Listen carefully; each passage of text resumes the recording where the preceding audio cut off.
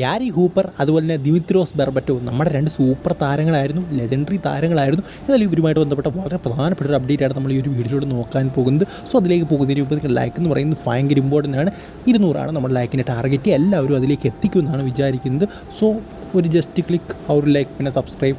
So എന്തായാലും നിങ്ങളതെല്ലാം ചെയ്തിട്ട് video കാണുമെന്ന് ഞാൻ വിചാരിക്കുന്നു. ഭയങ്കര ഹൈപ്പിൽ വന്ന രണ്ട് പ്ലേയേഴ്സാണ് ദിമിത്താർ ബെർബറ്റോവും അതുപോലെ തന്നെ ഗ്യാരി ഹൂപ്പറും. ആ ഒരു ഹൈപ്പിനനുസരിച്ചുള്ള പ്രകടനം അവർക്ക് കാഴ്ചവെക്കാൻ സാധിച്ചോ എന്ന് ചോദിച്ചു കഴിഞ്ഞാൽ ഇല്ലെന്ന് തന്നെ ഉത്തരം പറയാൻ സാധിക്കുകയുള്ളൂ. നമുക്കറിയാൻ സാധിക്കുന്ന ഒരു കാര്യം എന്ന് പറയുന്നത്, അതായത് ഗ്യാരി ഹൂപ്പറിനെ മേടിക്കുന്ന സമയത്ത് അതിൻ്റെ മാർക്കറ്റ് വാല്യൂ നിങ്ങൾ നോക്കി ഏതാണ്ട് 10 കോടിക്കടുത്ത് വരുമായിരുന്നു. പക്ഷേ ഏതാണ്ട് 1.5 കോടി 2 കോടിക്കടുത്താണ് കേരള ബ്ലാസ്റ്റേഴ്സ് അത് സ്വന്തമാക്കിയ നേരത്തുള്ള വാർത്തകളായിരുന്നു ആ ഒരു സമയത്ത് വന്നത്.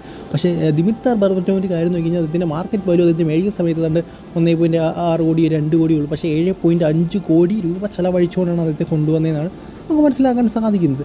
സോ അത്രയും വലിയ രണ്ട് താരങ്ങൾ, അത്രയും വലിയ ഹൈപ്പോടെ വന്ന രണ്ട് താരങ്ങളായിരുന്നു. പ്രത്യേകിച്ച് വലിയ പെർഫോമൻസ് ഒന്നും കാഴ്ചവെക്കാൻ സാധിച്ചില്ല. എന്തായാലും ഇപ്പോൾ ഇവർ രണ്ടുപേരും ഏറ്റുമുട്ടിയിരിക്കുകയാണ്. അത് നമ്മുടെ ഫോർമർ സൂപ്പർ താരങ്ങൾ രണ്ടുപേരും ഏറ്റുമുട്ടിയിരിക്കുകയാണ്.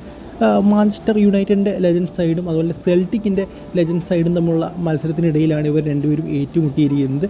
സോ എന്തായാലും അതിൻ്റെ ഒരു ഇമേജസും നിങ്ങൾക്കിപ്പോൾ സ്ക്രീനിൽ കാണാൻ സാധിക്കുമായിരിക്കും. ആ ഒരു മാച്ചിൽ ഇരുവരും പങ്കെടുത്തിരുന്നു. വെയിൻ റൂണി പോലുള്ള മാഞ്ചസ്റ്റർ യുണൈറ്റഡിൻ്റെ മികച്ച താരങ്ങളൊക്കെ ആ ഒരു മാച്ചിലുണ്ടായിരുന്നു. ആ ഒരു ഇമേജെല്ലാം നിങ്ങൾക്ക് കാണാൻ സാധിക്കും. സോ ഈ ഒരു വാർത്ത പറയാനാണ് വന്നത്. ചെറിയൊരു കാര്യമാണ്, കണ്ടപ്പോൾ വീഡിയോ ചെയ്യണമെന്ന് തോന്നി. സോ അതുകൊണ്ട് ചെയ്തതാണ്. സോ നിങ്ങൾക്ക് ഇഷ്ടപ്പെട്ടാൽ തീർച്ചയായും ലൈക്ക് ചെയ്യുക. അടുത്ത വീട്ടിൽ കാണുന്നവരെ ഗുഡ് ബൈ.